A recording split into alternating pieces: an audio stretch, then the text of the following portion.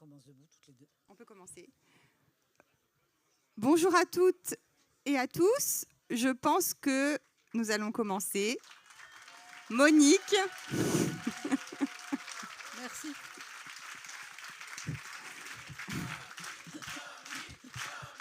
Bon.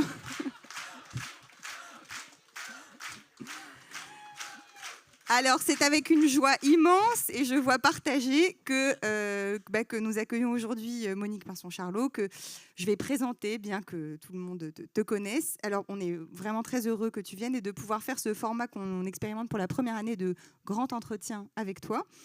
Alors, tu as été directrice de recherche, tu es directrice de recherche au CNRS, tu as été rattachée à l'IRESCO à Paris 8 jusqu'à ton départ à la retraite en 2007. Qui t'a donné un peu, qui t'a libéré de ton devoir de réserve et qui t'a permis, qui en tout cas, oui, t'a permis de prendre des positions parfois politiques plus claires encore que ce que ça n'avait été le cas jusque-là. Et alors, tu as écrit parmi une production, je ne vais pas citer l'ensemble de tes et vos publications, puisque la plupart d'entre elles ont été écrites à quatre mains avec Michel Pinson, qui donc malheureusement qui nous a quittés l'année dernière. Et donc, vous avez écrit ensemble « Voyage en grande bourgeoisie » en 1987. Je cite vos ouvrages majeurs. « Voyage en grande bourgeoisie »,« Les ghettos du Gotha, comment la bourgeoisie défend ses espaces », Le président des riches en 2010, « Notre vie chez les riches, mémoire d'un couple de sociologues » en 2021, « Le président des ultra-riches, chronique du mépris de classe dans la politique d'Emmanuel Macron » donc en 2022. Et puis là, tu signes seul « Le méprisant de la République ». Donc, merci encore de nous accorder ce temps. Et donc, ce qu'on va faire, c'est qu'on va prendre une petite heure pour discuter ensemble, et notamment pour que tu nous retraces ton parcours et que tu nous expliques comment ça s'est passé, cette vie de recherche et cette vie consacrée à la sociologie et à la chose publique qui, comme bien commence ce que tu étais en train de me dire. Et puis ensuite, du coup, évidemment, on ouvrira à la salle et donc tout le monde pourra poser ses questions. Alors, ma première question... Attends, à la fin, il y aura une petite surprise. Ah. Donc, vous ne partez pas avant la surprise. Et là, vos imaginations ont 1h30 pour imaginer toutes les surprises que Monique a pu prévoir. Et vous ne serez pas déçus. Exactement, c'est vrai, en plus, vous ne serez pas déçus. Oui, et j'en profite pour me présenter moi-même. Donc, Marlène Banquet, je suis sociologue au CNRS, à l'IRISO, et je co-anime avec Adrien Clouet le département de sociologie de l'Institut La Boétie. Alors, merci. Alors, écoute, la première question que je voulais te poser, c'est comment est-ce que vous êtes arrivé donc, dans les années 80 à décider de travailler sur ce thème qui était complètement improbable et peu travaillé dans les années 80, des familles fortunées et de la bourgeoisie. Et est-ce que tu peux nous raconter, en fait, comment tu t'es retrouvé embringué sur ce terrain de recherche ? Alors, on s'est pas vraiment trouvé embringué parce que c'était un sujet de recherche, en réalité, qui est un peu à l'origine, je dirais presque, de notre amour, de notre rencontre en 1965 dans la bibliothèque de sociologie de Lille, où Michel faisait ses études de sociologie et puis moi aussi. Et Michel, il avait la chance d'avoir Pierre Bourdieu comme professeur de sociologie à ce moment-là. Et donc, on était, Michel, fils d'ouvrier des Ardennes, très pauvre, et moi, fille d'un procureur de la République, plutôt de la bonne bourgeoisie de province, mais extrêmement révoltée au plus profond de moi-même contre la justice de classe que rendait le procureur. Et du coup...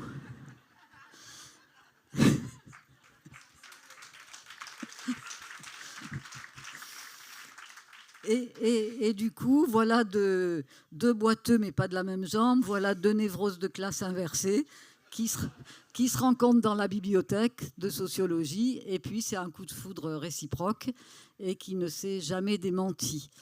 Enfin, ça n'a pas été une partie de chatouille, je ne peux pas... Mais enfin, voilà. Je dis ça pour vous montrer que dès le départ, dans notre rencontre, il y avait une solidarité de couple dans un projet de sociologie, puisqu'on était tous les deux en sociologie de façon assumée, un projet véritablement à l'époque on disait ça, de mettre de la chair et du sang sur le squelette de la domination. Je crois que c'était André Gorz qui avait mis cette petite formule au point, et elle nous convenait très bien, parce que si vous voulez, on était d'accord avec les gens de gauche qui parlaient de lutter contre le grand capital, lutter contre le capitalisme monopoliste d'État, mais nous, on disait, il y a des gens qui sont derrière tout ça, des capitalistes, et c'est auprès de ces gens-là qu'on travaillera, nous, un jour, si on le peut. Et puis, ben voilà, on fait d'abord un premier test, un petit peu déjà sous influence de Bourdieu. On part 2 ans dans le désert du Maroc. Michel étant coopérant militaire et moi, j'étais coopérante civile. Mais on était tous les deux professeurs dans un lycée qui regroupait tous les enfants berbères des oasis de la vallée du Ziz, dans le sud-est du Maroc. Et là, on hésite, on se dit on travaillerait bien comme Bourdieu, sur les Kabyles, c'était les Berbères, là. Donc, on fait pendant 1 an et demi, disons, je tiens 1 an et demi un peu difficilement, à aller à 4 pattes, faire les cérémonies du thé. On raccompagnait les élèves qui étaient très pauvres chez leurs parents avec notre petite 4L, à la condition qu'ils répondent à toutes nos questions. Voilà. Et donc, voilà. Et puis, Michel a attrapé une hépatite C très sévère. Et puis, moi, j'étais fatiguée d'être toujours qu'avec les hommes et je n'avais pas le droit de manger avec les femmes. Enfin, je me suis rendu compte que l'ethnologie, c'était très bien, mais que franchement, il valait mieux travailler dans les beaux quartiers. Et c'est ainsi que nous avons décidé, au bout de 2 ans, de ne pas rempiler, de rentrer en France et de faire une maîtrise pour pouvoir prétendre travailler dans la recherche. Et cette maîtrise a porté sur les fonctions de classe de la langue française dans le Maroc indépendant. Donc déjà, vous voyez, on commençait à travailler sur les élites marocaines qui utilisaient la langue française pour continuer une forme de néocolonialisme presque une décennie après la fin du protectorat. Là, les problèmes commencent parce qu'on écrit notre maîtrise à 4 mains et quand on se présente devant Jean-Claude Passeron pour la soutenir, il dit là, c'est pas comme ça que ça peut se passer. Il faut que Monique passe en premier, puis Michel après, avec 2 maîtrises différentes. Donc, on a coupé en 2 le truc moitié-moitié. Et puis, ça s'est passé comme ça. On a soutenu chacun, voilà. On a eu la même mention, qui n'était pas terrible d'ailleurs. Et dès le lendemain, on a soutenu le 2 septembre. Dès le lendemain, on s'est dit avec Michel, on en a marre d'être dans l'enseignement secondaire. Notre rêve, c'est de faire de la recherche. On va partir chercher du travail. Et le 8 septembre, c'est Michel qui nous a embauchés tous les deux au CSU, le Centre de sociologie urbaine, où nous sommes restés, tenez-vous bien, pendant 37 ans. Et ça, Marlène sait que c'est un scoop, parce que le milieu de la recherche est un milieu qui est tellement concurrentiel que rester dans le même laboratoire toute sa vie, c'est juste, comme rester avec le même mari toute sa vie, on faisait vraiment dinosaure dans le milieu. Et alors, justement, Monique, à propos de cette question de milieu académique très concurrentiel, effectivement, le milieu de la recherche est très concurrentiel et notamment et aussi très individualiste, c'est-à-dire qu'on est très incité à signer seul nos articles, à signer seul nos livres, et puis à faire une sorte d'œuvre seule ou à produire des théories et des résultats autonomes. Et vous avez tenu tout le temps, quasi tout le temps, pas tout le temps, pas tout à fait. Il y a des exceptions, mais vous avez réussi à faire, ce qui est quand même extrêmement rare dans la recherche, une véritable œuvre commune. Oui. Alors quand on est rentré dans ce laboratoire, là non, il n'était pas question, et c'était une condition pour nous recruter tous les deux, il n'était pas question que Monique travaille avec Michel, ce qui était notre rêve. Mais ça c'était pas possible. Donc, de 1970 jusqu'à 1986, nous n'avons pas travaillé ensemble, bien que par-dessous, on relisait les textes de l'un et de l'autre, on se critiquait, on s'entraidait. Mais c'était souterrain, c'était pas. Et il n'y avait pas de remerciement. Monique ne remerciait jamais Michel, Michel ne remerciait jamais Monique. Hein.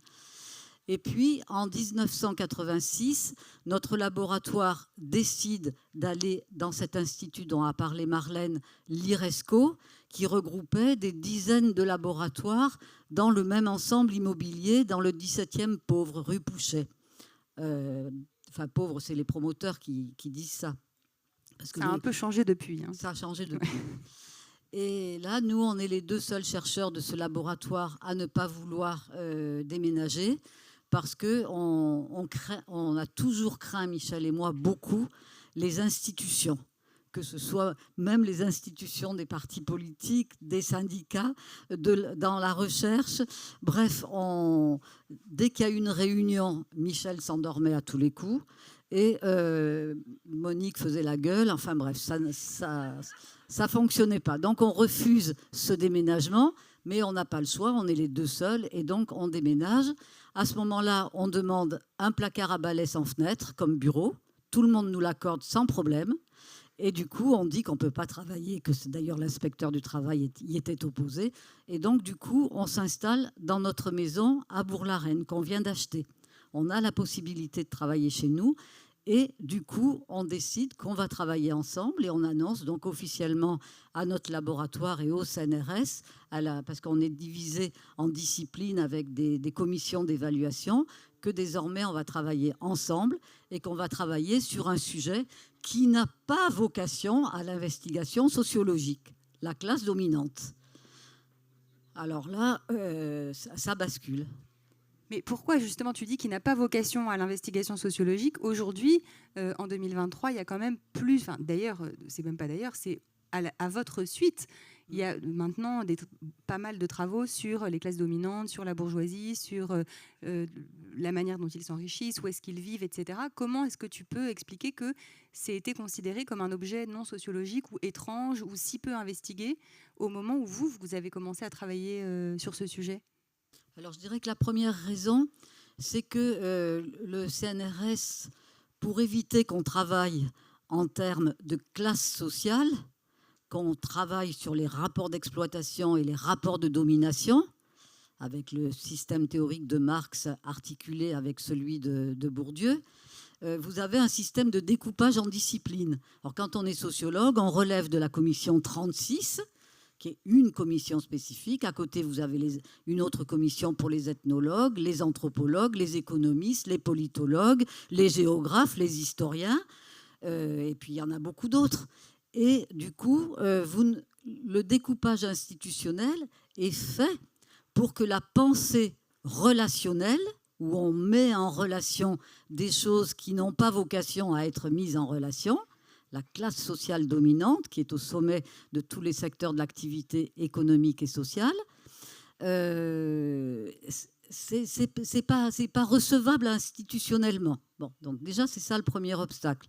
Le deuxième obstacle, je dirais que c'était possible de travailler un peu sur une partie de la classe dominante, par exemple comme Bourdieu sur la haute couture, comme sur l'enseignement, de manière parcellaire, comme ça, toujours en tranches de saucisson, tandis que nous, d'emblée, c'était le saucisson entier qui nous intéressait. Vous voyez ? Et en plus, notre motivation était aussi la suivante. Mitterrand était arrivé en 1981. 1983, c'est la plus grande trahison que j'ai jamais connue dans ma petite vie à moi. Le tournant de la rigueur en 1983, où on passe du programme commun avec les nationalisations qui avait amené Guy de Rothschild, qui avait amené Bernard Arnault à s'évader aux États-Unis devant l'horreur des nationalisations de certaines banques, de certaines entreprises. Et François Mitterrand est en train d'organiser la commémoration du bicentenaire de la Révolution française. Et là, on voit bien que ça ne va pas se passer comme on voudrait que ça se passe, cette commémoration. C'est-à-dire que pour nous, la Révolution française, ça a été en fait une révolution de la bourgeoisie qui finalement a fini par fusionner avec la noblesse. Mais si vous voulez, ça a été une révolution entre des gens de pouvoir, entre différentes fractions qui étaient liées à des capitaux différents. C'était la naissance de l'industrie, le capital industriel qui était plutôt lié à la bourgeoisie, et le capital foncier et tout ce qui tenait à l'agriculture qui relevait plutôt de la noblesse. Et finalement, la bourgeoisie n'a rien fait d'autre que de singer la noblesse en créant tout de suite des dynasties familiales, c'est-à-dire des dynasties familiales, et ça c'est très important, les dynasties familiales, parce que c'est la façon dont les puissants construisent le non-ruissellement vers les classes moyennes et les classes populaires. Ils prédatent les richesses et les pouvoirs de génération en génération. Et donc ça, on y reviendra, mais c'est quelque chose de très important, les dynasties familiales. Et alors, juste une dernière question juste sur les débuts. Donc, tu expliques que ça n'a pas été complètement simple d'imposer cet objet de recherche et ce sujet de recherche. Et quand on en a discuté brièvement, tu me disais aussi que ça n'a pas non plus été simple de parler de ce sujet, même avec vos collègues, et qu'il y avait une forme peut-être de défiance politique, de se dire c'est étrange de vouloir travailler sur les dominants plutôt que sur les dominés, ou de... Oui. Oui, c'est-à-dire que comme d'emblée, on a mobilisé le système théorique de Bourdieu qui cassait d'emblée l'idée que les dominants étaient dans le cumul des différentes formes de richesse, c'est-à-dire que pour faire partie de cette classe dominante, il faut savoir que ce ne sont pas les sociologues ni les statisticiens de l'INSEE qui définissent qui appartient à cette classe. C'est eux-mêmes qui décident par des systèmes de cooptation, notamment avec les cercles, enfin de multiples manières, on pourra y revenir, mais il faut être coopté par le club du Gotha pour en faire partie. Et si vous voulez, si la richesse économique est une condition nécessaire, elle n'est pas du tout une condition suffisante. Il faut qu'à cette richesse économique s'imbrique de la richesse culturelle. On est dans le monde des grandes écoles, dans le monde des collectionneurs d'art, dans le monde des propriétaires de sociétés de vente aux enchères, et je vous en passe, et des meilleurs. Donc la richesse économique, la richesse culturelle, la richesse sociale. On ne peut pas rester longtemps riche tout seul. Il faut absolument accumuler un portefeuille de relations sociales afin que vous vous intégriez dans une classe sociale dont désormais vous allez être solidaire à partir du moment où vous avez été coopté. Et enfin, la richesse symbolique, c'est celle qui vient symboliser toutes les autres formes de richesse. C'est par exemple, alors j'allais me mettre en avant, mais c'est pas du tout, c'est des corps de classe. Donc toi, tu aurais déjà un corps de classe plus... Voilà. Donc ils sont plutôt grands. Ils sont toujours très fins. Ce sont des corps de classe qui manifestent leur supériorité. Il n'y a jamais de franges. Les femmes n'ont pas de franges. Et moi, le jour où à une dame, un jour, je lui ai demandé mais comment ça se fait qu'il n'y ait pas de franges dans les beaux quartiers? Alors, elle me regarde tendrement et puis elle me dit ah, la frange, c'est pas que ça fait mauvais genre, mais... en me regardant bien droit dans les yeux, vous voyez. La richesse symbolique, c'est le patronyme familial. Quand vous vous appelez Rothschild, Wendel, des noms à particules à plusieurs niveaux, voilà, ça rajoute de la richesse symbolique. Vous avez forcément un château en province qui est forcément classé monument historique. Et combien de fois, nous, on a fait une enquête précise sur qui est classé, est-ce que c'est le château ou le châtelain? Et dans de nombreux cas, c'est quand même le châtelain. Pour rebondir justement sur ce que tu dis et sur la manière dont tu définis la bourgeoisie, la classe dominante, en disant bien que c'est un cumul de capital économique, culturel et social qui fait d'un bourgeois ou d'une bourgeoise un bourgeois et une bourgeoise. Est-ce que tu peux quand même revenir sur ce point qui, moi, m'interroge, c'est-à-dire que on peut quand même avoir tendance à penser que le capital économique est quand même déterminant et que si on a beaucoup de capital culturel et beaucoup de capital social, mais qu'on a des petits revenus ou qu'on n'a pas de patrimoine, c'est quand même un peu compliqué d'être un bourgeois ou d'être une bourgeoise. Donc comment est-ce qu'il n'y a pas malgré tout une spécificité du capital économique pour définir un bourgeois? Si. J'ai bien dit, Marlène, que c'était la condition nécessaire mais pas suffisante. Le capital économique, tu as raison, est parfaitement décisif, mais il n'est pas suffisant. Et on a fait une enquête spécifique sur les nouveaux riches, un livre qui s'appelle « Nouveaux patrons, nouvelle dynastie ». C'est une banque d'affaires privée qui nous a financé ce travail en nous ouvrant les fichiers de sa clientèle avec un pacte de confidentialité que nous avons bien sûr respecté. Et nous avons pu travailler avec 30 nouveaux patrons qui avaient fait une fortune colossale à la première génération. Et il s'agissait de savoir lesquels allaient entrer dans le Gotha et ceux qui n'allaient pas y rentrer. Et honnêtement, sur les 30, sans aucune exception, le seul critère, c'était effectivement d'intégrer l'immensité de la richesse économique qu'ils avaient accumulée en une génération, d'intégrer cette richesse économique avec les autres formes de richesse culturelle, sociale et symbolique qui se manifestaient par la transmission à la génération suivante de la richesse accumulée à la première génération, c'est-à-dire de la création d'une nouvelle dynastie. La dynastie, alors vous pensez à Bernard Arnault et le mariage de Delphine au château, vous pensez à François Pinault et voilà, vous pensez au Dassault, vous pensez alors Bolloré, lui c'est autre chose parce que sa famille avait beaucoup de réseaux autrefois, était très riche. Puis au niveau du père, et c'est Vincent Bolloré qui a fait remonter tout ça. Et là maintenant, il est au top. Donc voilà. Comment ça ? Enfin, au top de la richesse. Hein, pas. Et alors, justement, entre ces anciens et ces nouveaux riches dont tu parles, est-ce que vous avez repéré des manières différentes de faire dynastie, des manières différentes de reproduire ou de transmettre le capital, et aussi des modes de vie, des habitudes, des dispositions ou des habitudes différents, qui sont souvent caricaturés dans les comédies ou voilà, dans la culture populaire, on voit très souvent des nouveaux riches qui sont bling bling ou qui sont. Comment est-ce que vous vous en rendez compte ou est-ce que vous l'observez, vous l'avez aussi observé ? Oui.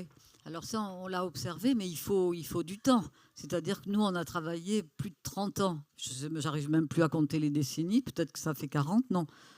86, pas. Ben, bientôt, hein. Bientôt. Non, ben il faut le temps. Hein. Le temps modèle les corps, le temps construit les habitus. C'est le temps long des dynasties. C'est pour ça que c'est pas à la portée du premier riche venu. Hein. Bien sûr qu'il faut du temps. Et donc, entre les nouveaux riches et les anciens, si je puis dire, ils parviennent tout de même à coexister et à habiter les mêmes espaces, à partager les mêmes habitudes. Oui, au final, au fil des générations, ça finit par fusionner. Hein, comme, par exemple, la bourgeoisie a véritablement fusionné avec la noblesse. Cyril Grange a fait un très joli livre sur les mariages entre les nobles et les bourgeois à partir du bottin mondain. Et il montrait qu'il a fallu quand même tout le XXe siècle pour que vraiment la fusion, qu'on puisse parler en tout cas d'une aristocratie de l'argent. Hein. Et alors du coup, comment est-ce que, dans un certain nombre de vos travaux, vous parlez donc, vous écrivez... quasi tous vos travaux portent sur donc, la classe dominante, la bourgeoisie. Quelles sont du coup les lignes et vous parlez très bien des barrières que la classe dominante crée autour d'elle pour se protéger des autres groupes sociaux, pour se protéger de la contestation aussi probablement et des critiques qui pourraient leur être adressées. Est-ce qu'il y a aussi des barrières du coup internes à cette bourgeoisie, autres que peut-être anciens et nouveaux riches ? Est-ce qu'il y a aussi des clivages, des tensions ? Est-ce qu'il y a par exemple, je ne sais pas, une bourgeoisie de gauche et une bourgeoisie de droite ou une bourgeoisie... Non mais là, il ne faut pas prendre tes désirs pour la réalité, non. Ah non, non. Là, elle délire. Hein. Non, alors... Mais en tout cas, sa question reste intéressante. Merci Monique. Voilà. Non, il y a une immense hétérogénéité. Et là justement, avec cette question-là, ma réponse va vous interpeller, va nous interpeller, nous, qui sommes nombreux. Hein, les gens des classes moyennes et des classes populaires, c'est nous les plus nombreux. C'est nous qui sommes les plus divisés. Et on va voir comment les riches peuvent vous aider à dépasser ces divisions. Alors là, il faut bien m'écouter. Alors, donc, il y a une immense hétérogénéité. D'abord, rien que pour la condition nécessaire, mais pas suffisante, qu'est le capital économique. Si je prends le dernier palmarès de Challenge sur les 500 premières fortunes de France, vous avez dans la première fortune de France, qui est Bernard Arnault, qui est aussi le plus riche du monde en ce moment, vous avez 864 fois la fortune de la famille de l'ameublement de luxe Roche-Beaubois dans la fortune de Bernard Arnault. Bernard Arnault, il a 203 000 millions d'euros, c'est-à-dire 203 milliards d'euros, et la famille Roche-Beaubois n'a que 235 millions d'euros. Vous voyez, hein? Et c'est pourtant, voilà, et c'est pourtant les 500 plus grandes fortunes de France qui sont recensées dans ce palmarès chaque année. Et ça, je vous le dis entre nous, je ne suis pas payée par Challenge, mais je le dis quand même, parce que franchement, ce numéro de Challenge que vous payez 6 €, vous ne pouvez pas vous imaginer comme non seulement vous avez le palmarès, mais vous avez exactement toutes les formes de richesse économique, culturelle, sociale et symbolique sous forme d'images et d'articles qui sont super. Donc c'est un petit bijou sociologique que vous pouvez détourner par rapport à eux qui veulent simplement glorifier et montrer la supériorité de ces gens-là. Pardon ? C'est le numéro, c'est toujours au mois de juillet, c'est le jeudi du mois de juillet qui est le plus près du 14 juillet, vous voyez ? Mais de toute façon, il est affiché dehors. Vraiment, il n'y a pas de problème. Vous ne pouvez pas passer à côté à partir du moment où j'ai attiré votre attention là-dessus. Vraiment, je suis sûre que vous me bénirez que je vous ai donné ce conseil. Alors, justement, tu dis là et tu montres qu'il y a une très grande hétérogénéité dans les classes dominantes. Et ce qui est intéressant, vraiment, ce que je trouve très intéressant, c'est de se dire que du point de vue des classes populaires que nous sommes, on se dit tous ces gens sont très riches, mais en fait, entre être un petit riche ou être un très grand riche, la variable, le ratio est absolument énorme. Alors, attends, il faut pas que je perde mon fil.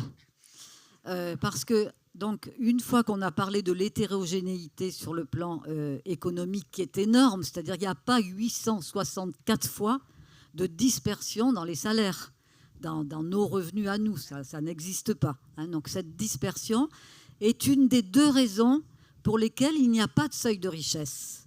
Il n'y a pas de seuil de richesse. Et quand on vous dit bêtement, qu'on vous pose cette question stupide, à partir de quand, ça je sais que tu ne vas pas me la poser, à partir de quand on est riche, alors François Hollande disait 4 000 €, il y en a d'autres qui disaient 10 000. Mais la question est absurde parce que vous avez compris que la vraie richesse des oligarques, c'est une richesse qui est enchevêtrée des 4 formes de richesse que j'ai décrites. Donc, ça n'est pas une bonne question. Du coup, à cause de ça, il n'y a pas de seuil de richesse et l'immensité de la dispersion de la richesse économique. C'est les deux seules raisons pour lesquelles les statisticiens de l'INSEE ne peuvent pas définir un seuil de richesse. Et pourtant, en dépit de l'hétérogénéité de cette classe sociale, vous dites dans les ghettos du Gotha, si l'on a rencontré le collectivisme dans nos enquêtes, c'est essentiellement dans les beaux quartiers. C'est une classe profondément solidaire. Au-delà des conflits qui peuvent exister comme partout ailleurs, ils savent surmonter les divisions entre les individus au bénéfice de leur collectif de classe. Et donc, est-ce que tu peux nous expliquer concrètement par quel mécanisme est-ce qu'ils parviennent justement à surmonter les conflits qui peuvent exister entre eux pour défendre des intérêts collectifs ? Alors, oui, c'est vrai, hein, c'est fou ce que je vais vous dire, mais je fais exprès d'être un peu provocante.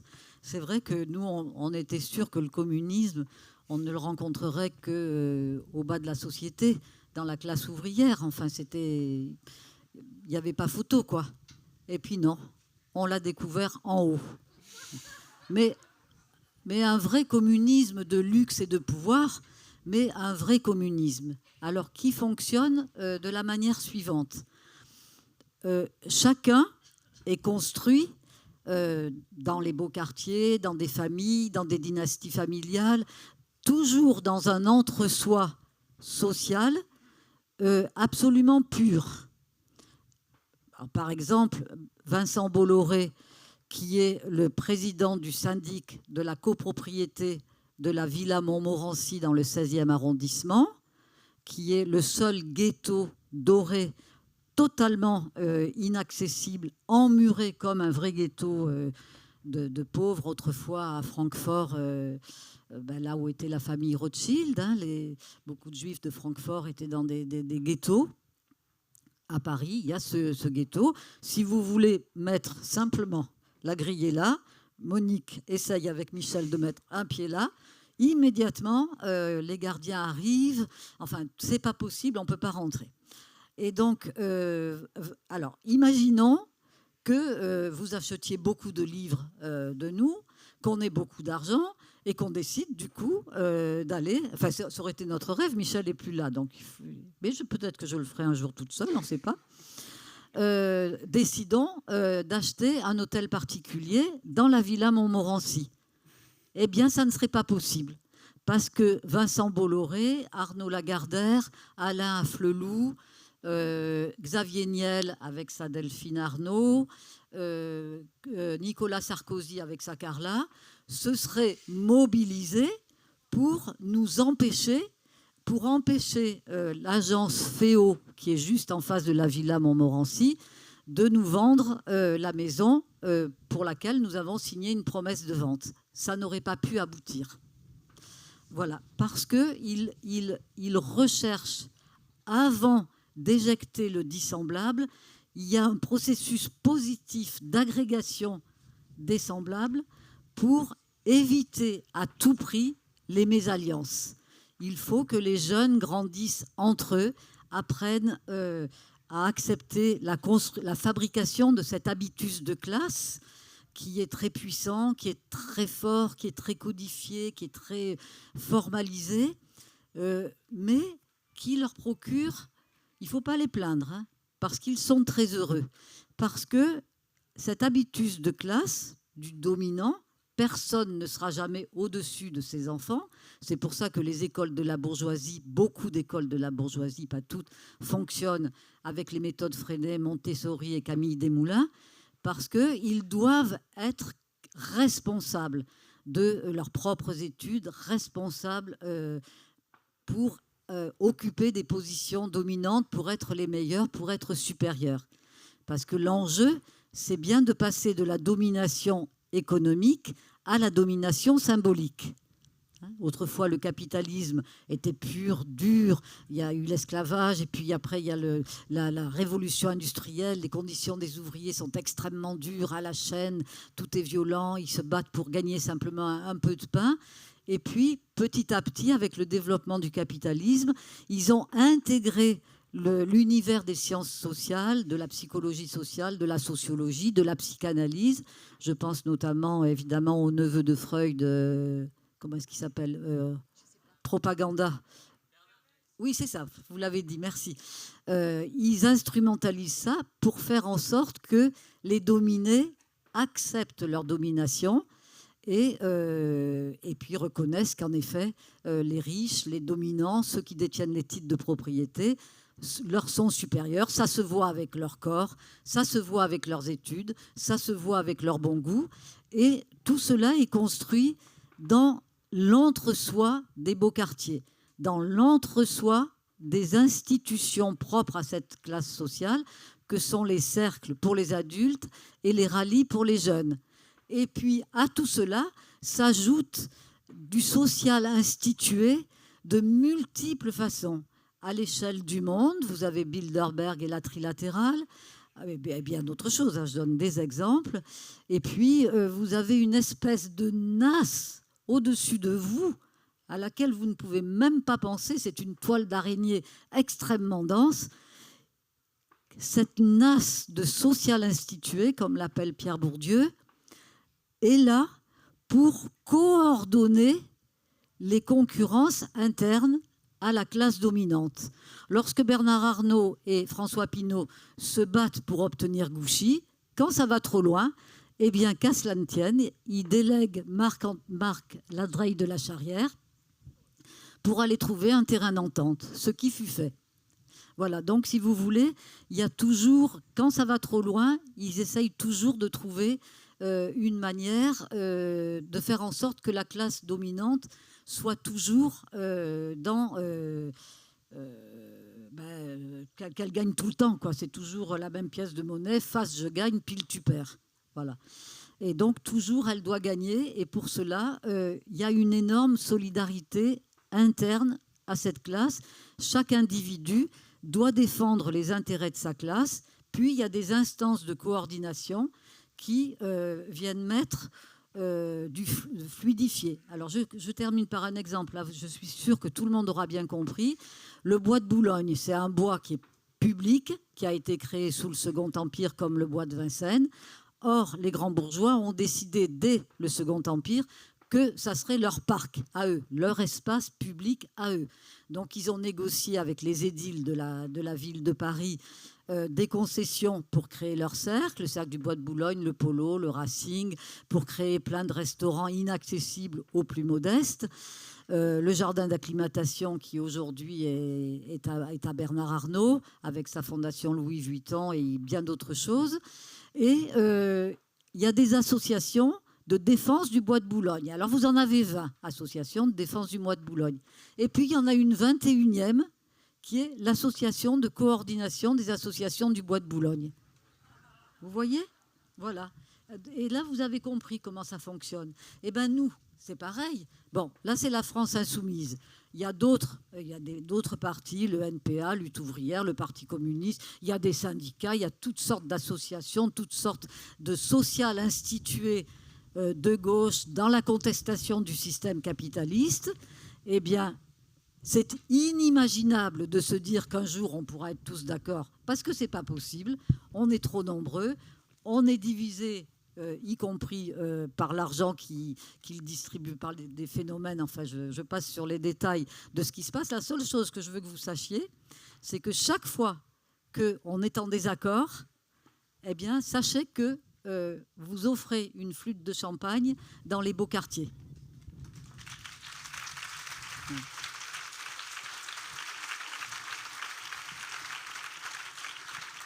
Donc, on reste avec nos idées, parce qu'on ne peut pas nous demander. Il y a des gens qui veulent faire du jardinage, des jardins partagés. Il y en a d'autres. Moi, je suis passionnée par ce que je fais, par ma sociologie que je vous propose, notre sociologie.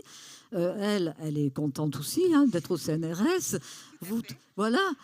Vous tous, voilà, chacun, il y en a qui aiment faire du vin, d'autres du pain. Enfin, chacun a son hobby.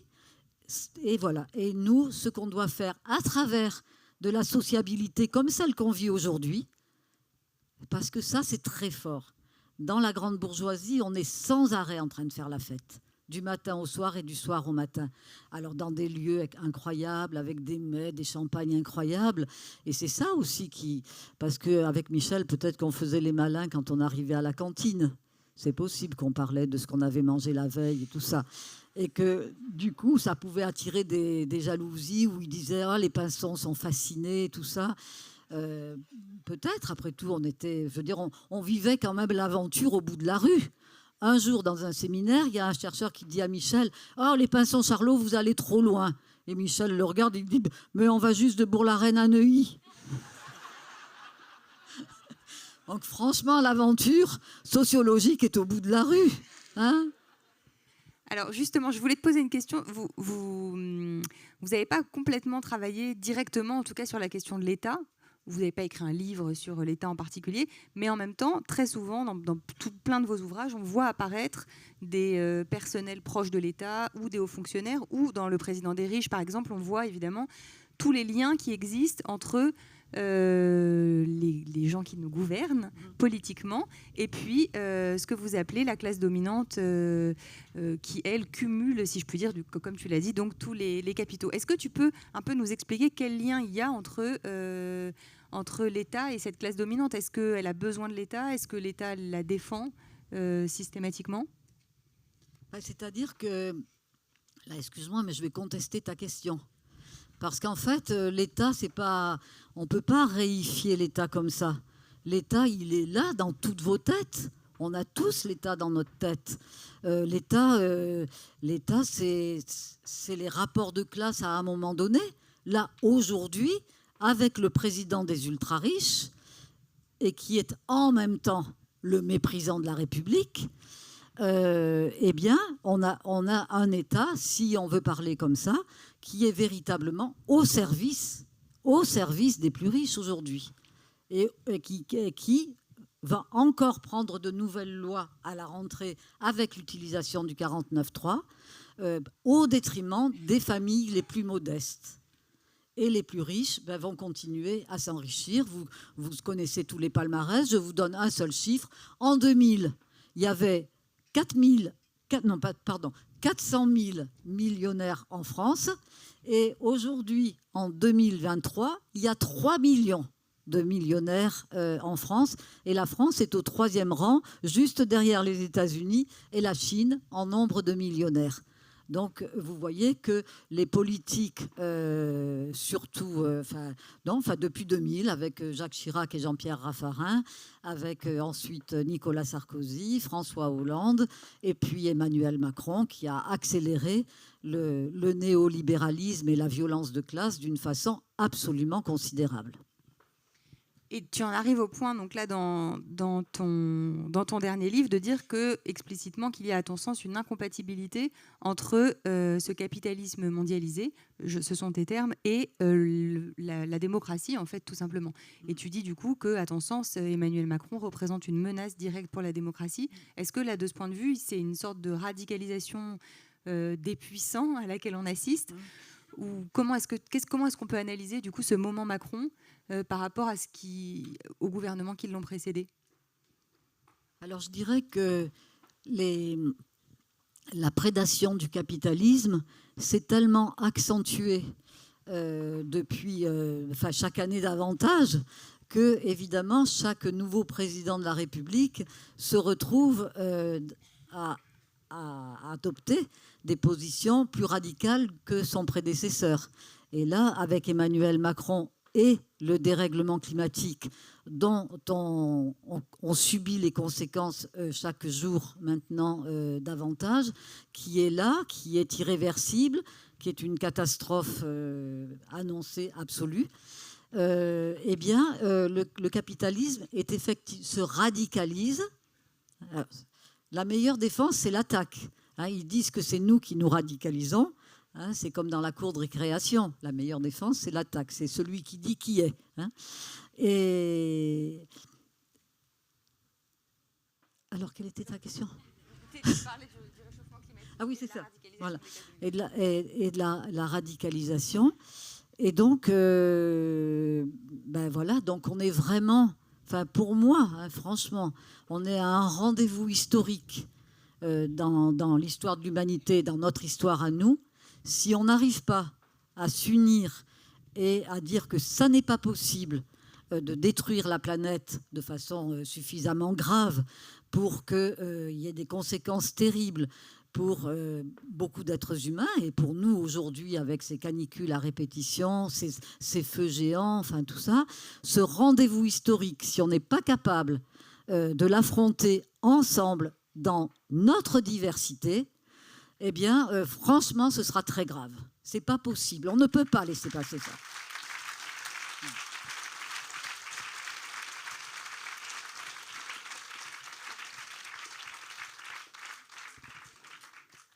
Alors, justement, tu défends là des convictions politiques, mais qui sont, dans la sociologie que tu proposes, en quelque sorte, une conséquence et qui sont entremêlées avec ton travail sociologique. Et est-ce que tu peux juste nous dire un mot, si jamais d'autres gens font de la recherche ? Et puis aussi, parce que quand on est chercheur ou chercheuse, on peut parfois être taxé d'être idéologue quand on prend des positionnements politiques. Et toi, tu adoptes un positionnement qui est une certaine définition de la neutralité axiologique, où je crois, mais tu vas nous expliquer ça mieux que je ne le fais, que tu pratiques une sociologie du dévoilement qui, en quelque sorte, exhibe des mécanismes sociaux qui te permettent d'en tirer des conséquences politiques sans pour autant avoir l'impression de faire un saut en dehors de la science pour aller dans le monde des convictions politiques, si je puis dire. Là, tu es parfaite.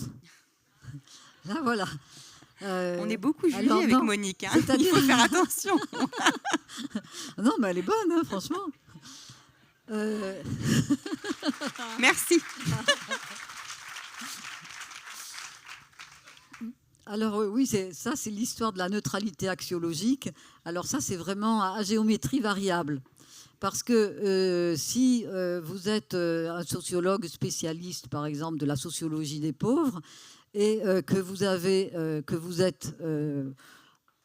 vous mangez dans la main de François Pinault en étant éditocrate au point, par exemple, alors là, vous êtes quelqu'un qui pratiquait la neutralité axiologique. Tandis que la pauvre Monique Pinson-Charlot, ici présente, elle est une idéologue, elle est une militante. Quel mauvais mot, ce mot de militante. Ça ne s'applique qu'à ceux qui sont en opposition avec l'idéologie dominante. Ceux qui baignent dans l'idéologie dominante sont neutres et se revendiquent de la neutralité axiologique. Alors nous, avec Michel, de toute façon, on ne s'est jamais revendiqué de la neutralité axiologique parce qu'on s'est toujours dit, nous, on est des êtres humains comme vous tous, hein. Vous êtes tous aussi un peu sociologues, et nous, on a nos propres défaillances, on a notre propre construction, donc on ne peut pas être parfait. Donc il faut qu'on dise qui on est quand on publie un livre, quand on présente une recherche, à peu près qui on est, se situer, donner ses hypothèses de travail, donner les indicateurs qu'on a construits, la méthode, un mélange. Nous, on a toujours mélangé les aspects statistiques à des aspects plus qualitatifs pour essayer d'appréhender le réel par un peu tous les bouts, si vous voulez. Ensuite, on publie. Le devoir du chercheur, c'est de publier. Hein, c'est pas d'aller faire le malin dans des colloques, c'est pas ça. Il peut faire le malin dans les colloques, mais il faut aussi publier. Parce que c'est vous qui payez les salaires des chercheurs du CNRS. Les chercheurs du CNRS, ils vivent d'une bulle communiste qui est très malmenée depuis plusieurs années, qui ne va pas durer très longtemps. Mais en tout cas, c'est le contribuable qui nous paye nos salaires. Et donc, avec Michel, on s'est toujours dit, et ça nous plaisait beaucoup, je veux dire, on adore, vous devez le sentir que je suis contente d'être avec vous, on adorait aller, on allait dans des campings. Chaque année, le CCAS, le comité d'entreprise d'EDF, nous mobilisait pour aller dans les campings un peu riches, voire très pauvres, pour animer des jeux apéros, pour faire des promenades sociologiques à Megève, chez les Rothschild. Enfin, on a donné dans tous les genres pour transmettre les acquis de nos recherches à la diversité des publics qui financent nos travaux de recherche de manière directe ou indirecte. Et cette transmission, après, alors ça peut être des films, ça peut être des BD, ça peut être un jeu de société. Franchement, on a donné des pièces de théâtre. Enfin, vraiment, on a essayé de faire dans tous les genres possibles et imaginables. Il y a juste eu... Alors, au début, j'étais un peu jalouse du type là, qui fait très bien de la gymnastique articulée. Non, comment on appelle ça ? Oui. Voilà. Et puis, non, ça... on était totalement ridicule, donc il valait mieux laisser... C'est peut-être la surprise que tu nous as annoncée. Non, à la surprise, vous ne serez pas déçus. Et donc voilà. Et là, la boucle est bouclée. Et donc vous, alors, est-ce que je parle du dernier petit livre ou c'est... Oui, bien sûr, tu peux. Alors, tout à fait. Et donc, si vous voulez, ce petit livre, je l'ai fait, la directrice des éditions textuelles, Marianne Théry, m'a téléphoné à la fin du mois d'avril en me disant « Monique, tu avais déjà fait avec Michel un petit livre coup de poing avant qu'Emmanuel Macron soit élu en 2017. Est-ce que tu te sentirais de faire... J'ai appris que tu avais suivi le mouvement des retraites. Est-ce que tu serais d'accord pour faire un petit livre voilà, et elle m'explique qu'on peut très bien court-circuiter les protocoles habituels, parce que moi j'ai mis comme condition que ça sorte début septembre pour précisément, alors je ne savais pas que la France insoumise allait devancer l'appel, d'habitude c'est plutôt fin août, début septembre, donc là le livre sortira, je vais le dédicacer là tout à l'heure à la librairie, mais il sortira officiellement le 6 septembre. Et alors là vous verrez que j'ai franchi un cap de plus dans la transmission. Parce que je me suis dit, Là, tout le monde va se rappeler de ce qu'on a vécu. Ils rentrent de vacances. Et j'ai essayé de faire une analyse sociologique du mépris d'Emmanuel Macron avec,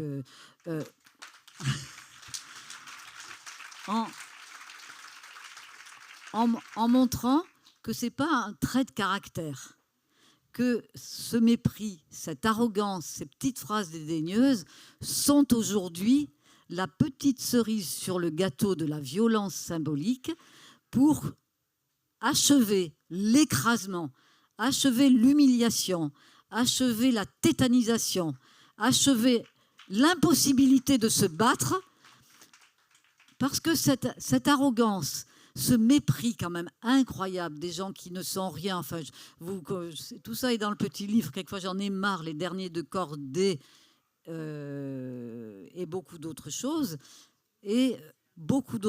qu'ont relevé les manifestants eux-mêmes, c'est-à-dire que pour que ce livre soit un livre vraiment de transmission, soit un livre collectif, de mémoire pour tout ce que nous avons partagé ensemble, unis syndicalement, unis politiquement, ce qui n'était quand même pas arrivé pour le 1er mai depuis 9 ans, et ça, je ne veux pas que ça se perde. Je ne le veux pas.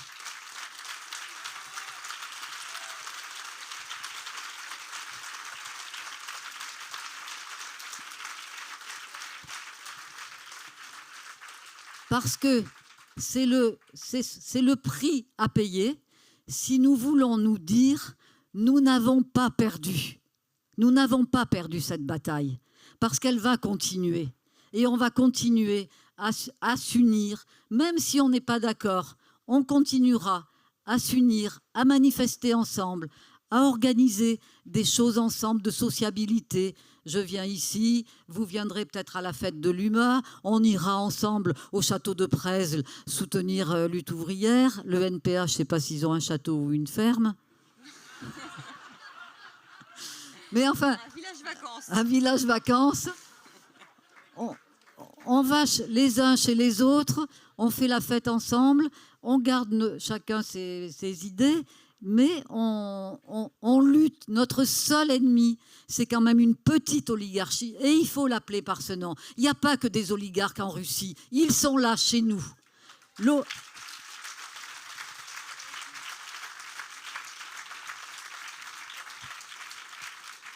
L'oligarchie, c'est quand vous avez une petite caste qui s'accapare toutes les richesses et tous les pouvoirs, qui marchandise absolument tous les secteurs de l'activité économique et sociale et qui font de la prédation sur toutes les formes du vivant. C'est ça l'oligarchie.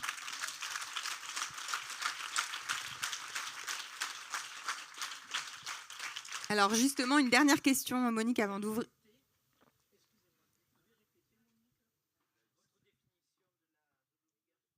Ah, mais je ne vais pas recommencer. Ah non. Mais je crois que ça a été... Je crois que ça a été filmé, donc vous le... oui, une dernière question avant d'ouvrir les questions à la salle. Quand on lit ton dernier livre aussi, mais aussi, surtout les précédents, on se dit justement cette oligarchie, enfin, ce que tu appelles l'oligarchie, cette classe sociale qui détient tous les types de capitaux, qui a des bras partout, y compris au sein de l'État, même si tu refuses, enfin, tu n'es pas d'accord avec ce terme. On a l'impression que c'est impossible en fait de lui résister, ou que voilà, que ça, on se demande, on se sent un peu petit, un peu écrasé, et on peut aussi avoir l'impression que ces luttes sont perdues d'avance en fait, et que la renversée est perdue d'avance. Et je crois que, enfin je crois pas, je sais que tu restes très optimiste malgré ta définition de l'oligarchie, malgré la situation écologique et environnementale. Et du coup, est-ce que tu peux nous transmettre un peu de cet optimisme? Et enfin voilà, est-ce que tu penses qu'on va réussir que... De toute façon, franchement, d'une part, on n'a pas le choix, puis c'est sûr. Je veux dire, on est les plus nombreux. C'est nous qui faisons fonctionner entièrement l'économie réelle. Vraiment, c'est. Et puis, ce qu'il faut savoir, c'est que ce sont des géants au pied d'argile. Des géants au pied d'argile. C'est-à-dire que dès qu'il y a un mouvement, que ce soit les Gilets jaunes, que ce soit même le mouvement des retraites, que ce soit le mouvement de 1995 où là, Michel et moi, nous étions, je me souviens très bien, dans un très bel hôtel particulier autour d'une table où il y avait plein de gens très puissants, eh bien, pour un dîner auquel on était conviés, eh bien, franchement, c'était inouï. C'était la panique à bâbord. Il y avait des millions de gens dans la rue, vous vous rappelez, là, c'était la réforme des retraites sous Juppé. Et nous, avec Michel, moi, je me tenais pour rien dire, ne manifester aucune crispation sur mon visage, être toujours souriante, mais oui. J'étais agrippée à la table, dessous, pour bien tenir. Et Michel, après, m'a dit, moi, je faisais pareil. Et ben non, mais c'était la panique, et les valises étaient prêtes. Les valises étaient prêtes en mai 68. Là, j'aurais pas le temps. J'avais préparé dans mon petit cartable, mais ça sera pour une autre fois, le récit d'une femme de la grande aristocratie internationale sur mai 68 qu'elle a vécu depuis la rue de l'Université où elle avait son hôtel particulier. Ben, c'est juste incroyable. Et donc, elle raconte, pareil, que les valises sont prêtes, qu'elle a fait teindre. Alors, en une nuit, elle a fait passer sa Porsche rouge. Elle l'a fait teindre en vert pour faire... moins provoquant. Ce sont des colosses, des géants aux pieds d'argile. Ils savent très bien que l'arbitraire de leurs privilèges est en train d'être démasqué. Il est démasqué par notre travail, c'est pour ça qu'ils s'en prennent de temps en temps à nous. Mais là, quand on est avec vous, quand on est ensemble, ce qui s'est passé pendant la réforme des retraites, ce qui se passe dans tous les coins de France, on sait que le système capitaliste ne tient uniquement que parce que les titres de propriété leur permettent d'exploiter toutes les formes du vivant. On a aboli l'esclavage, on a aboli le colonialisme. Eh bien, aujourd'hui, le capitalisme, c'est fini. Et donc, il faut ouvrir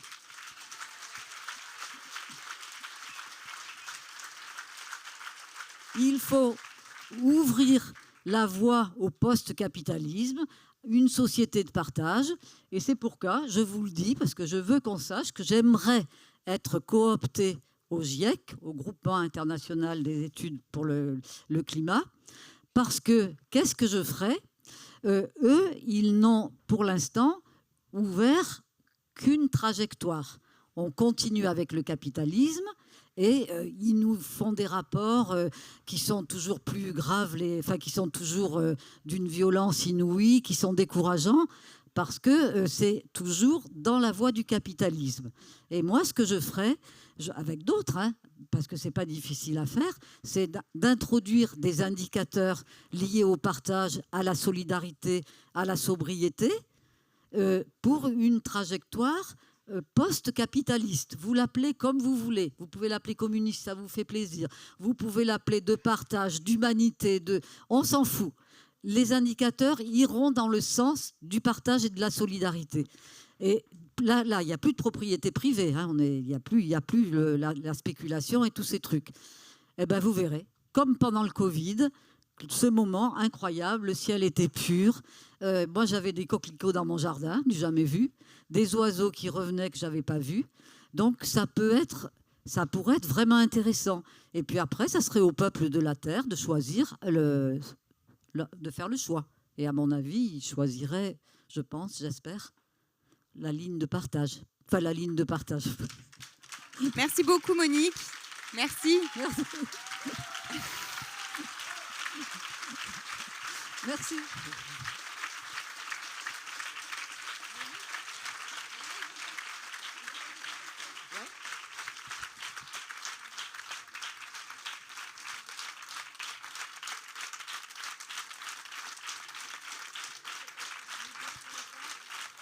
On est nickel. Il reste 25 minutes, c'est parfait. Il y a quelqu'un qui va faire passer un micro ? Il y a un micro qu'on peut faire passer ou pas ? Alors du coup, on ouvre la discussion avec la salle et donc vous pouvez poser des questions. Et je te passe le micro. Ah non, c'est pour la fin, la fin. Ah non. Alors, comme d'habitude, on va faire un homme, une femme, histoire de garder un peu de parité. Donc, mesdames, n'hésitez pas à lever la main. Ah, j'avais pas vu. Eh ben, on va commencer par madame. J'ai pas vu. Je n'ai que 2 yeux. Bonjour, merci de votre présence. Est-ce que pour vous, on est arrivé à un moment très particulier justement de cette guerre de classe qui a lieu déjà depuis de nombreuses années? Est-ce que justement on n'est pas arrivé à une espèce de, peut-être pas de paroxysme, mais au moins d'un moment très particulier sur cette question? Merci. Alors c'est vrai que l'expression « on est passé de la lutte de classe à la guerre de classe », c'est pas une expression qu'on a inventée les Pinson-Charlot, c'est Warren Buffett, le milliardaire américain, qui l'a déclaré sur CNN en disant qu'effectivement, on était maintenant dans une guerre que les plus riches menaient contre les peuples et que c'était eux qui étaient en train de gagner cette guerre. Et avec Michel, nous nous sommes dit, et dès le président des riches que nous avons écrit, qui a été publié en 2010 sous Nicolas Sarkozy, nous avons adopté cette hypothèse de travail et nous n'en avons jamais démordé. Démordu? Non. Non, démordé. Non, ça... Démordu. Et donc, bien sûr, et là, on est vraiment dans une guerre de classe qui se décline au niveau national. En France, les plus riches deviennent de plus en plus riches et les pauvres de plus en plus pauvres, et qui se décline entre les pays riches et les pays pauvres, d'une façon extrêmement violente. Et d'autant plus violente que la transition écologique est en réalité une recomposition du système capitaliste avec un capitalisme vert qui se fait beaucoup au détriment des pays les plus pauvres.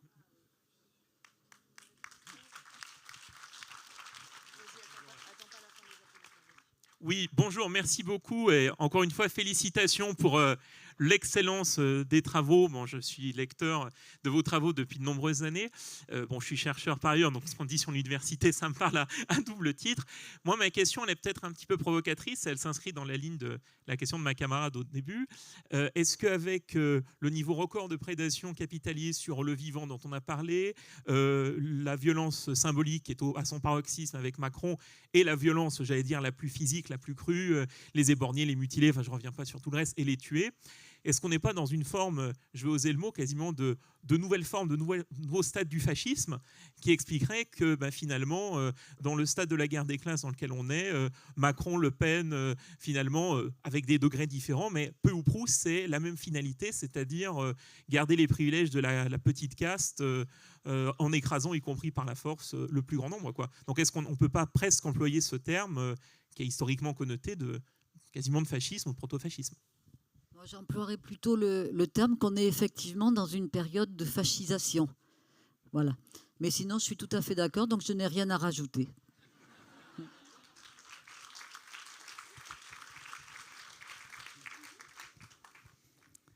Bonjour, merci pour votre intervention, c'était très intéressant. Moi, je voudrais savoir, mais ça va craquer quand, tout ça? Parce que... tous les jours, on en apprend un petit peu plus, quoi. Là, on apprend qu'au moment du vote du budget, ils vont augmenter les franchises médicales, tout ça. Enfin, tous les jours, ils nous en mettent une louche, quoi. Et moi, ce qui m'inquiète, c'est de voir qu'on reste tous un peu sur le cul, quoi. On la bouffe, la grenouille, tout le temps, puis jamais... Donc, à votre avis... puisque vous étudiez toutes ces choses-là, ça va craquer quand? Voilà. Alors j'adore, je suis prophétesse. Hein? Non, alors je suis sociologue. Mais pour répondre, ça dépend de vous, ça dépend de nous. Voilà, c'est tout. Hein,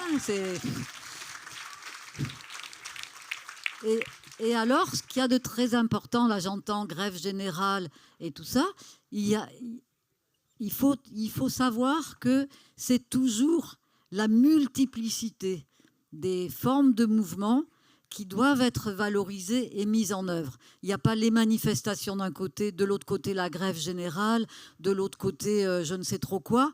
Non, on est toujours dans le cumul.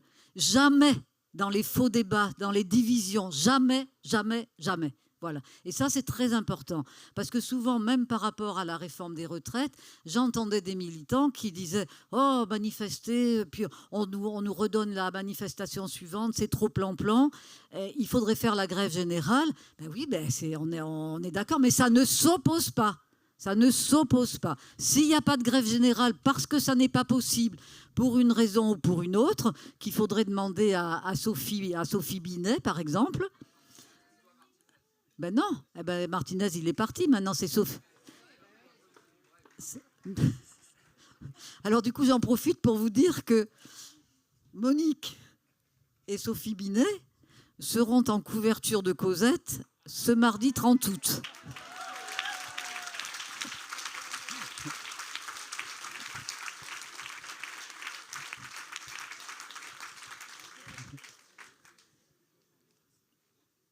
Ah, c'est à moi ? Oui, bonjour, merci pour votre brillant exposé. Et je voulais vous poser une question, même 3 petites questions toutes simples. Vous dites avoir tué le père pour épouser un formidable mari qui venait de milieu social très modeste. Donc on est plutôt dans le domaine freudien, je comprends bien. Et par ailleurs, si j'ai bien compris, vous êtes devenu marxiste. Mais Marx disait que ce n'est pas l'idéologie qui conduisait au marxisme, que c'est à la conscience, mais que c'est le milieu social qui déterminait la conscience, et notamment la conscience marxiste, en fait. Et donc, comment vous expliquez, je dirais, votre trajectoire personnelle ? Ensuite, sur les oligarques, vous nous dites ils ne s'opposent jamais, ils trouvent toujours un terrain d'entente. Mais à l'échelle internationale, on voit que les oligarques, les multinationales, s'affrontent d'une manière extrêmement violente. Et on voit que sur la guerre en Ukraine, ce sont les multinationales américaines qui ne pouvaient pas écouler leur schiste, leur gaz de schiste et leur pétrole, et qui affrontent effectivement les oligarques russes qui, eux, l'écoulaient et saturaient le marché dont n'avaient plus accès les multinationales américaines. Voilà. Et dernière petite question, vous avez dit si on se divise, on offre une flûte, je dirais, à la bourgeoisie. Et par contre, si aux européennes, on est complètement divisé, est-ce qu'on n'offre pas carrément une caisse de champagne, voire un vignoble total à la bourgeoisie ? Alors, l'histoire de la formation. Non, moi j'étais... ça, c'est écrit dans nos mémoires, Notre vie chez les riches. Je suis née à Mende, en Lozère. Et j'ai vécu les 18 premières années de ma vie dans ce département de 1946 jusqu'à 1963, qui était un département extrêmement pauvre. Et comme mon père était procureur de la République là, il fallait que les 4 enfants Charlot se tiennent au garde à vous tout le temps, ne fassent surtout pas de bêtises, ne lisent pas de mauvais livres, n'aient pas des réflexions. Donc en fait, on a été éduqués sans véritablement une éducation qui corresponde au niveau social de mon père, disons. Et du coup, c'est en partant à Lille, mon père a été nommé par le général de Gaulle avocat général à la Cour de sûreté de l'État pour juger les gens de l'OAS et puis après les gauchistes et puis après beaucoup d'autres personnes. Moi, je me suis trouvée en classe de philo avec une professeure de philo. Le premier cours, c'était la philosophie de Hegel, la théorie du maître et de l'esclave. Et je ne pouvais même pas imaginer qu'on pouvait théoriser le fait qu'il y ait des gens qui vous dominent, qui vous mènent la vie dure. Pour moi, je croyais que c'était naturel, je ne sais pas comment vous dire. Voilà. Et donc, petit à petit, je me suis éveillée à la conscience. Elle m'a éveillée au marxisme. Et j'ai découvert Bourdieu à partir du moment où j'étais en sociologie à Lille, où il était encore professeur. Alors le reste, qu'est-ce que c'était que vous avez dit ? Oui, là, l'histoire du champagne. Donc quand je dis une flûte de champagne, c'est juste pour vous dire que c'est quand même grave d'assister à ce genre de scène, que lorsqu'on est divisé, lorsqu'on est battu, ils se réjouissent.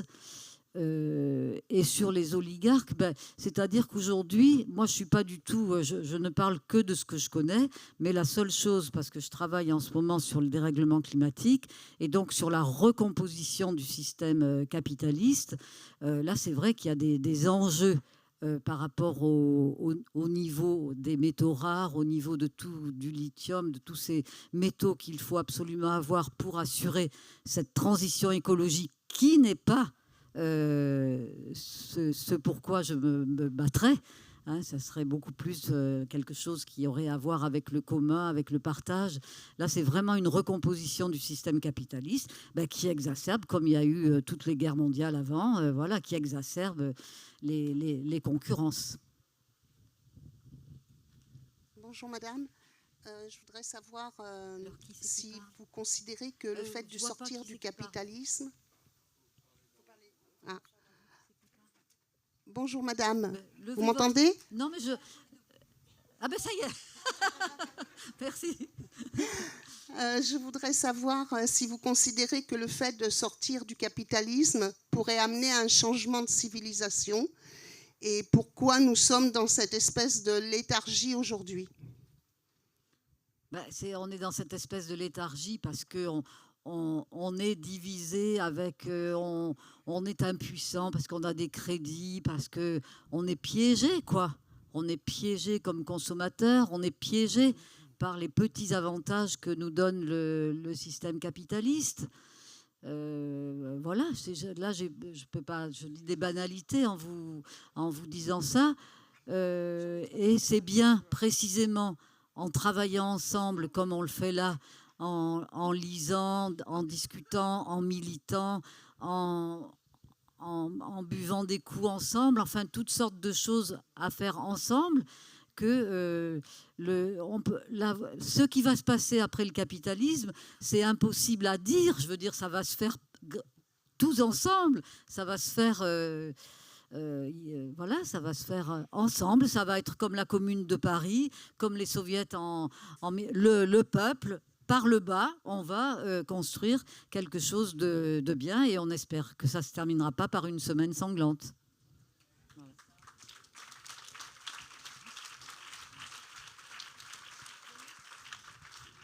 Alors bonjour, c'est pour faire un peu écho à ce qu'a dit, à ce que posait comme question une dame il y a quelques minutes. Le fait qu'on ne sache pas que tous les jours on nous en met un peu plus et puis ça craque pas. Alors moi je me pose la question de savoir, et puis je voulais savoir si je me trompe ou pas, est-ce que c'est pas parce qu'en fait on en donne suffisamment, le capitalisme en donne suffisamment à une certaine classe majoritaire pour qu'en fait il ne se rebelle jamais au détriment d'une classe qui souffre énormément, quoi. Donc cette petite bourgeoisie à qui on en donne et qui ne se rebellera pas et qui empêche en fait toute révolte massive et de renversement. Oui, c'est sûr que les divisions sont là et ils mettent le doigt dessus. Hein, ils divisent pour que surtout cet arbitraire dont j'ai déjà parlé, c'est-à-dire l'arbitraire de leurs privilèges, ils ne sont pour rien. Ils naissent à Neuilly et pas à Bobigny. Ils naissent à Neuilly avec des quartiers de bourgeoisie, des quartiers de noblesse, de titres de propriété, qu'eux-mêmes vont transmettre à la génération suivante, alors que s'ils étaient nés à Bobigny, ça serait un chemin d'épines garanti pour la vie. Et alors, avec les dynasties familiales, hein, je vais vous citer un petit poème, le poème Le Pélican de Jonathan de Robert Desnos. C'est Jonathan qui rencontre au matin un pélican dans une île d'Extrême-Orient, qui pond un œuf d'où il sort un pélican lui ressemblant étonnamment. Celui-ci pond à son tour un œuf tout blanc qui lui ressemble encore tout aussi étonnamment. Et cela peut durer pendant très longtemps, sauf s'il en fait l'omelette.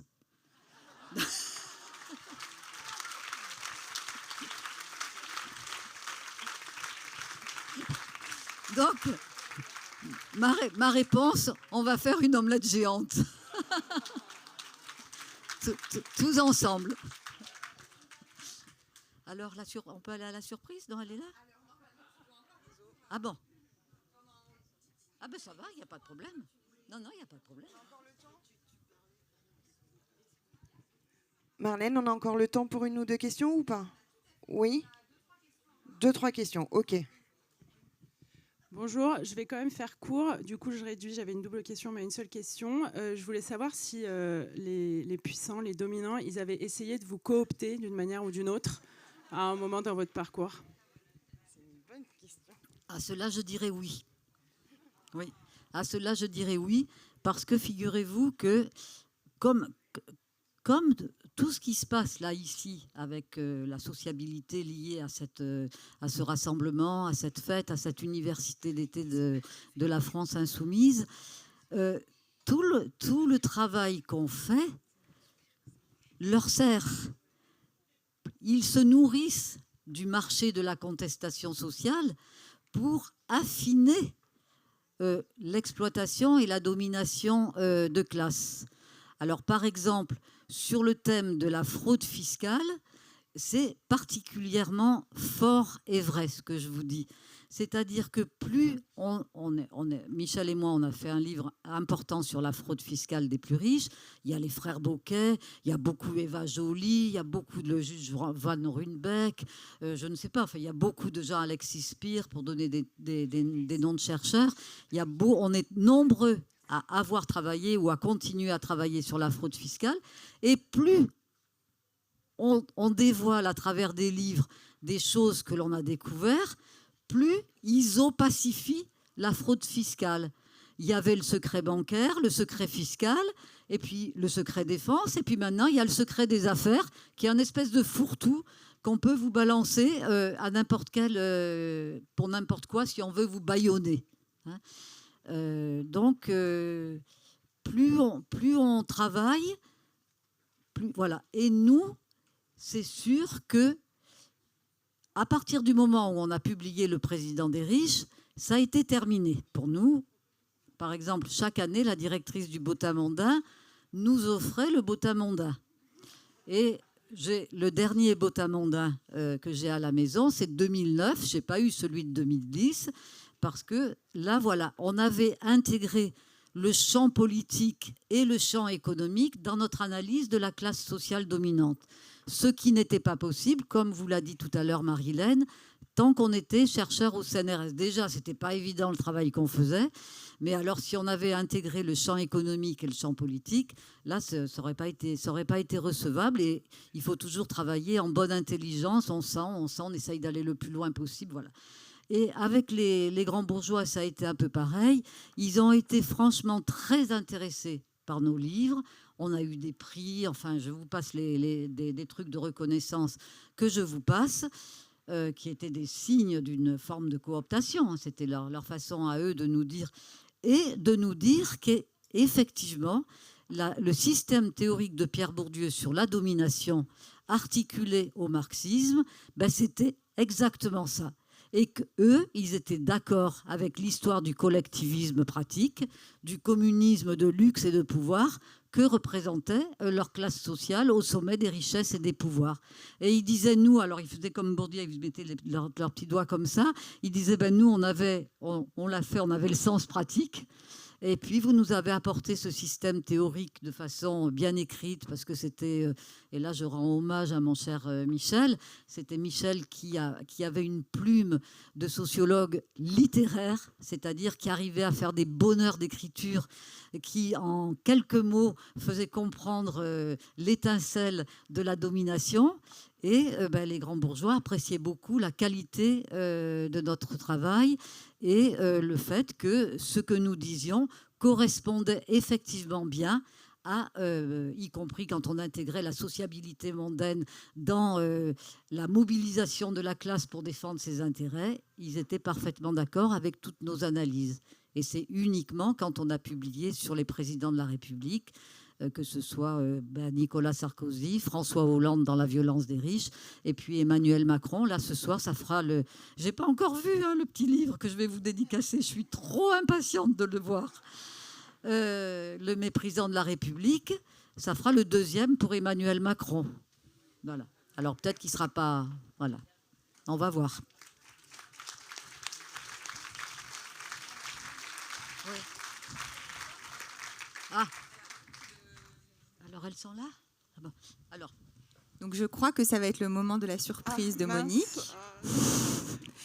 Et donc, nous allons récupérer le micro qui était en train de passer pour le donner à un groupe de personnes. Et je donne le second à Monique, bien évidemment. Tiens.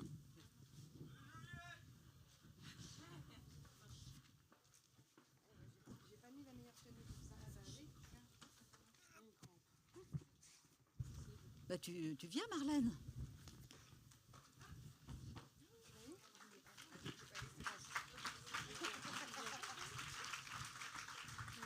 C'est vous qui allez faire le travail. Hein.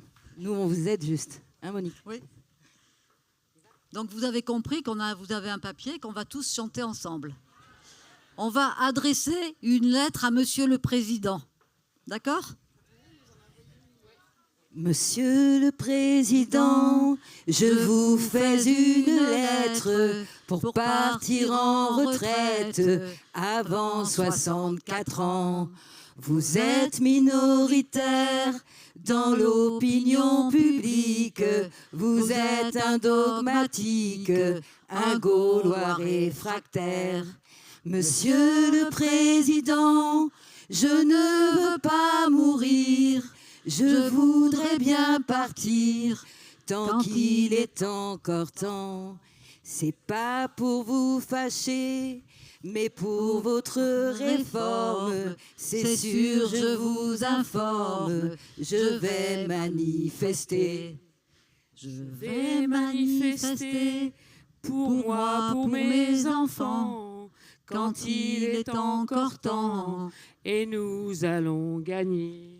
Depuis que je travaille, j'ai vu des gens brisés, j'ai vu des gens brisés. Et même des funérailles. De votre palais doré, vous nous volez nos vies, affichez votre mépris, nous resterons soudés. Le peuple vous accuse, vous êtes un menteur, vous agitez les peurs, le peuple vous récuse. Retraite à 60 ans, c'est tout à fait possible si vous changez de cible, si vous changez de camp. Pour votre financement, je ne peux pas cotiser 43 annuités, Monsieur le Président. S'il faut trouver des sous, vous êtes un bon apôtre, avec la vie des autres, on ira jusqu'au bout. Les riches et les nantis devront pour nos retraites apprendre la défaite.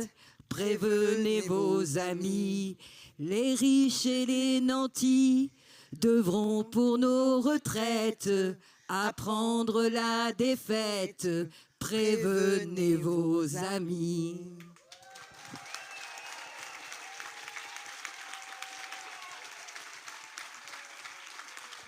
Moi je dis, Médine n'a qu'à bien se tenir, on a Monique qui débarque sur la scène.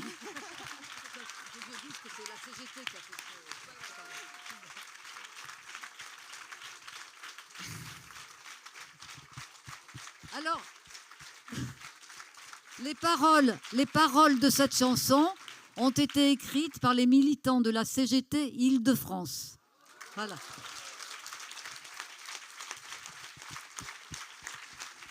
Et on remercie nos deux députés, Ségolène Amiot et Martine Etienne, qui sont venus chanter également. Merci beaucoup.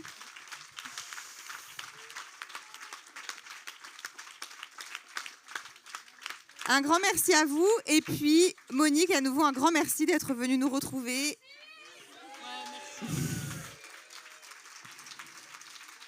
Et donc, ceux qui ont envie de prolonger l'échange peuvent aller retrouver Monique, qui va donc dédicacer son livre.